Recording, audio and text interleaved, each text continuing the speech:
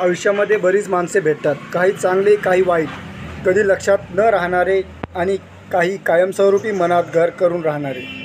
आणि मनात घर करून राहणारी माणसं म्हणजे त्यातले तुम्ही दोघं आहात.